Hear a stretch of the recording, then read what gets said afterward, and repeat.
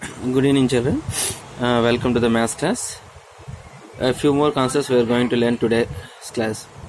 So previously we discussed about what is a set, how to represent the set, and how to write an elements of the set. And then we just learnt about finite sets, infinite sets, empty set, like singular set we discussed. Now the next concept is universal set. What is universal set? See, the word itself tells you that universal means this is the biggest set. Like when you want to discuss about 9th class children, if I am taking only A section, that is one set. B section, another set. If I want to discuss about the 9th class, that is the universal set for this A, B, C and D.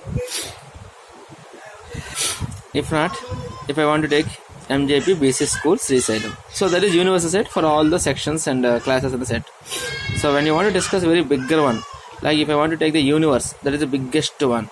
In the universe you have like all the planets, stars, galaxies, like this. Even universe, galaxy, star, solar system, planets, world, continent, Asia, maybe India, like Andhra Pradesh, like our Kurnool, like this. When we go for discussing one by one, everything will come under one biggest set, that is called universal set.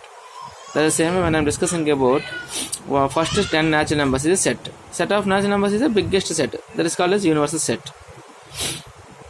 Now for example, if I am writing here n equals to 1, 2, 3 and so on of natural numbers, first 10 numbers I'll write it as A equals to 1, 2, 3, 4, 5, 6, 7, 8, 9, 10. A is a set which is in the set n only. That means n is the universal set, A is the one of the set. If I am to do B, for example, B equals to 1, 2, 3, 4, 5. For example, if I am to C, 6, 7, 8. For example, D, like 11, 12, 13. So these are all normal sets, and this is the universal set for all these sets. Now you have to understand that here every element in the set is an element in the universal set. That means universal set is the biggest set. So when you want to compare set A and set B, here every element in B is an element in A. That means you can write it as B is subset to A. So subset, there is a word you are understanding here, subset, sub, small, subset. B is subset to A. How can define here? Every element in B is an element in A. That means you will write symbolically like this one. B is subset to A. We will use this symbol like C, but extension like this. This is symbol of subset. So here B is subset. B is subset. Then A is called here superset. See, generally we will write like this one. 4 less than 5. This symbol is less than, small edge. Here it is broad edge. 4 less than 5. That means 4 is small one, 5 is bigger one. Like the same way, B is subset A. B is small one, A is big one. A is superset, super, and B is subset. Now every set is subset to the universal set, because universal is the biggest set. Sometimes somebody will write even representation like circles. For example, if I write here A equals to 1, 2, 3, 4, 5, 6, 7, 8, 9, 10. This is also representation of set, like in a diagrammatic representation. And in this I'll write here one square box. I'll write here natural numbers n. This is the biggest set, universal set. But generally universal sets are represented by a letter called mu. What is this? Mu. M-E double. Mu. Somebody will write U. Somebody will write this mu, or somebody will write like this U. Anything is representation of the universal set. Okay? We will read it as mu. It is a Greek alphabet. Now the next, subset and superset. See here I will write like this one. If A belongs to A, then A belongs to B. That means all elements in A is an element in B. That we write here for all. The symbol is for all.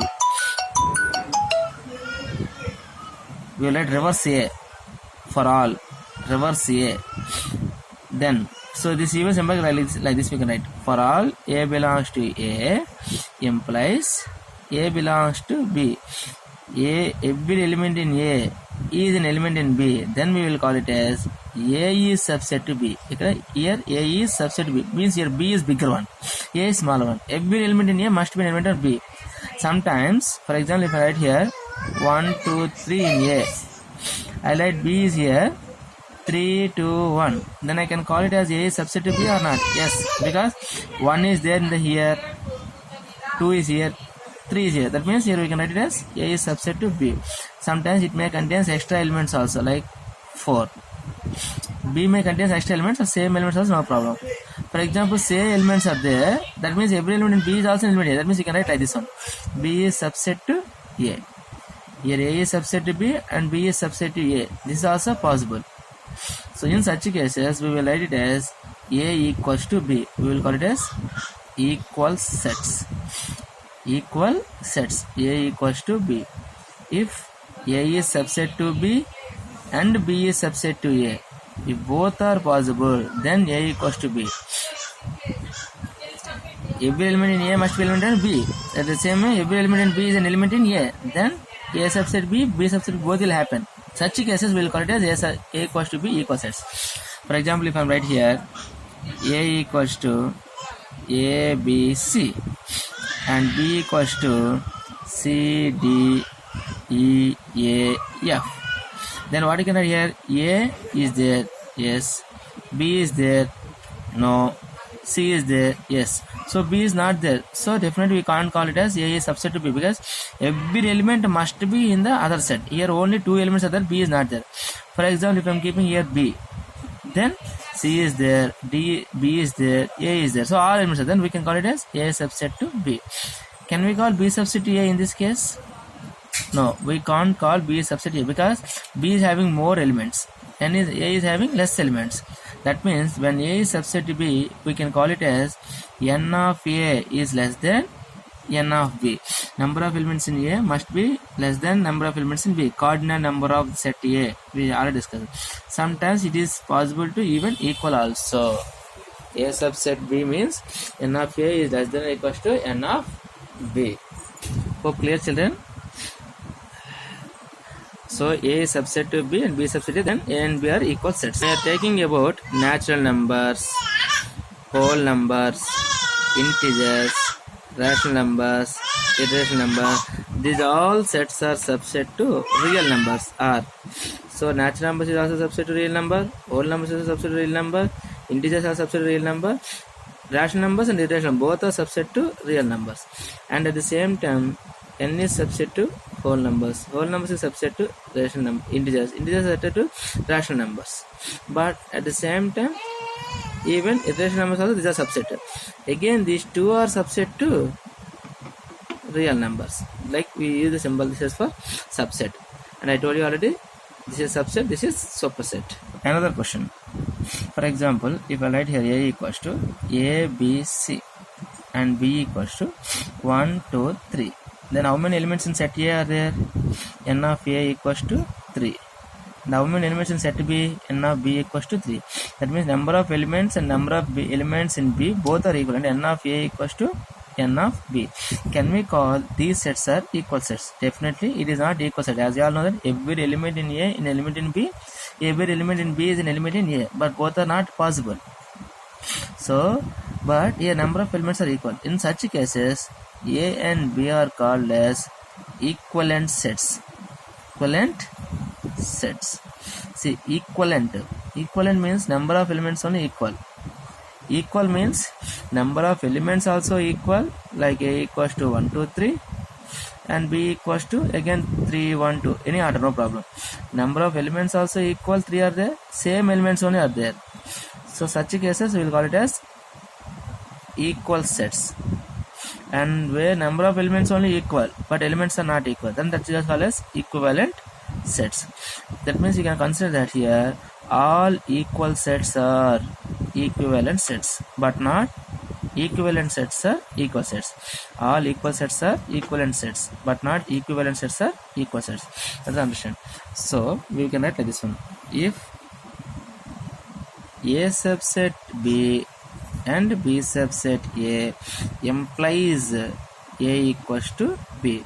That means A is subset to B, B subset A, then A equals to B. Somebody said that if equal sets are there, then A subset B, B subset also happen. This is we will write like this one. This is symbol double implies. Double implies is also called as implies and implied by. Implies and implied by. That is also called as if and only if. Anyway, you can call it as double implies, implies and implied by, if and only if. This simply will write as if means if. One more if you write, this is called if and only if. If and only if. If A subset B, B subset A, if and only if A equals to B. If A equals to B, if and only if A subset B and B subset A. This is about equal sets and equivalent sets. So let's listen once. For example, if I am writing here A equals to 1, 2, 3, 4, 5.